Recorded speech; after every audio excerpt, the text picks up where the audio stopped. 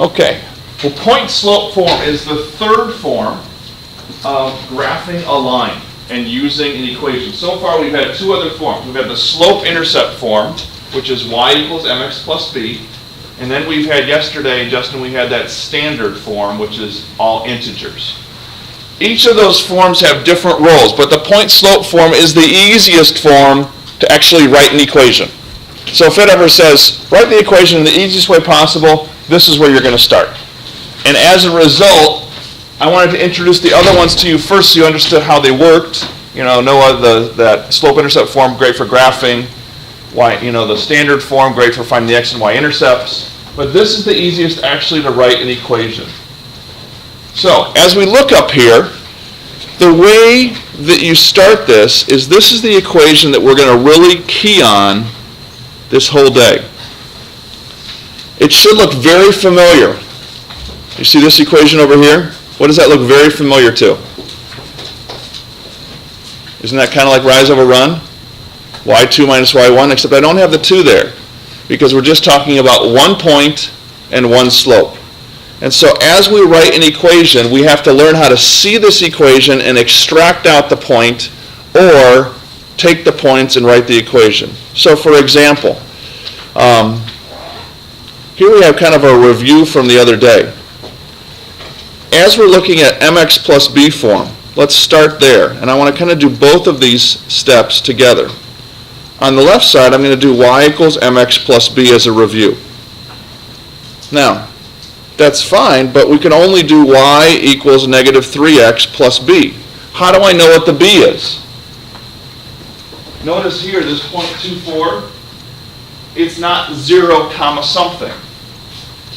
So that's a problem. So it's not a quick, easy, write the equation kind of a thing. And that's where they come up with this other form, this slope point form, this point slope form.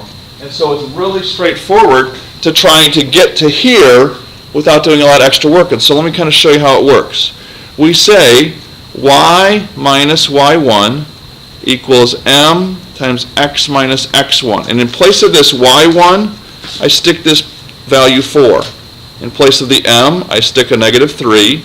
In place of the x1, I stick that positive 2. And so now we have this equation already worked out. Well, how do I take this equation and get it to something that's like mx plus b? Very simply, distribute the negative 3 and bring over the 4. And so watch how quick this goes.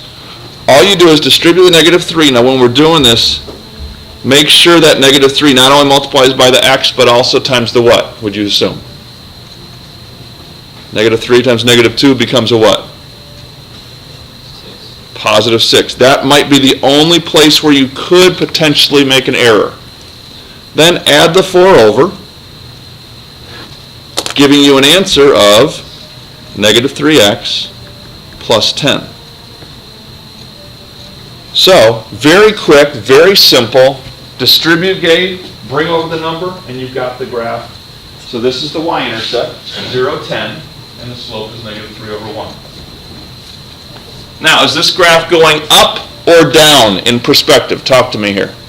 Which way is it going in terms of its slope? Any thoughts? Mr. Spear, what do you think? Which way? It's going down. Let me do a really tiny sketch. I start at 10, way up here at 10.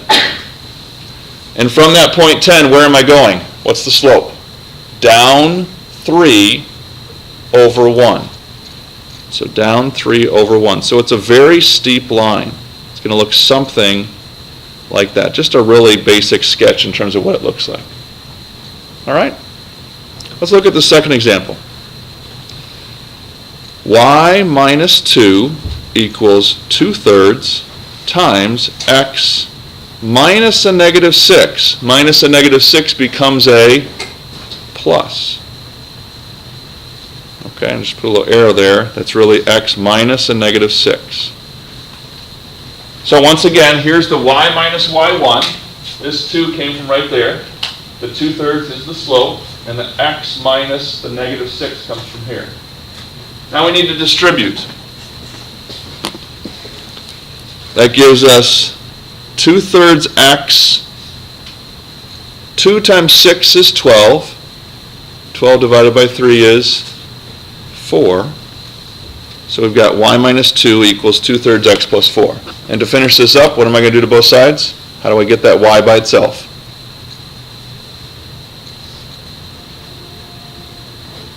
Okay, so we add 2. So my equation is 2/3 x plus 6. Little rough sketch. Start at 6. From the point 6, what is my slope here? 2/3. So Haley, I go up 2 over 3. Just a really little sketch. So this right here is called point slope.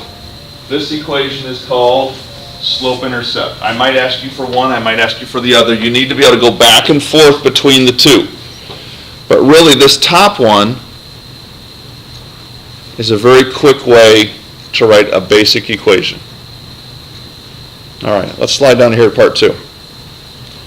Given an equation, let's take a look at how do we graph the line. Okay? So if we're given the equation, well, all we have to do is extract out the information from it. So as we look at the first one, write down what you think is the point x comma y. Write down what you think is the point right there, and write down what you think is the slope right there based on that equation. I'm just curious what you say. Let's kind of give it a guess what you think it is in terms of the numbers in the right positions. What's the slope from that equation, and what's the point?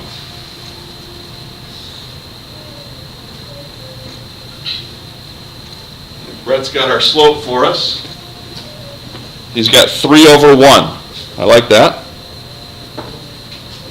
Here's my slope. Who's got my point? Give me some thoughts. John? 1, 2. Very good. 1, 2. Positive 1, positive 2. So on your graph, go to the point 1, 2. And put a dot right there. 1, 2. Because that's a point. We know it's on the graph. From that point, what is my slope? 3 over 1. Where do I go for 3 over 1, Noah? Do I go up or down? Okay, up 3 over 1. Up 3 over 1. Take your straight edge, draw your line.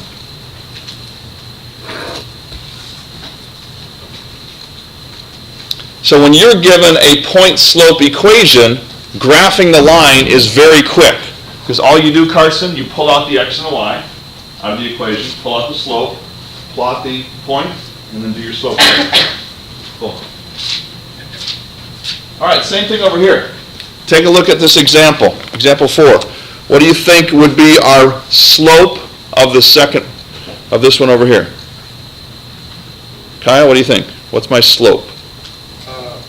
4. Well, where's my m? Remember, our m comes from up here. So translate that to here. Where's my m? Negative 1 over 2. Okay, negative 1. Put the negative on top, just like Kyle said. Negative 1 over 2. All right, someone else, give me my point. Go ahead, Taylor. Negative 3 and 4. All right, let's see if that works. Our formula said x minus x. X minus 3. So instead of having negative 3 there, we want to have a positive 3. Because if the formula works, that would be x minus 3. And then to get a positive 4 here, what must this number be here? A negative. Good. That's the hardest part right there, picking out that positives and negatives. Because you have to do, if it's a positive in the equation, then you have to think, what's the opposite of that? That's all. So it's negative 4 and positive 3. All right, so graph the point positive 3, negative 4. Graph that point.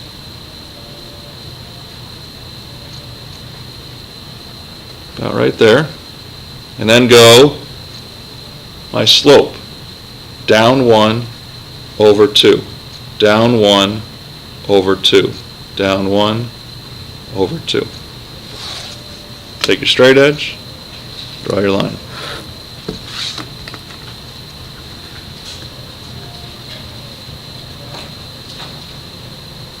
Make sense? Zach? Wait, I get the negative 4. Because this is really y minus negative 4. And this is really x minus positive 3. Because we come to our general equation, y minus a number, x minus a number. So my question would be, what must the word a number be? To end up with a positive 4 there, y minus something has to become a negative. So it's almost the opposite of what you think. Does that make sense?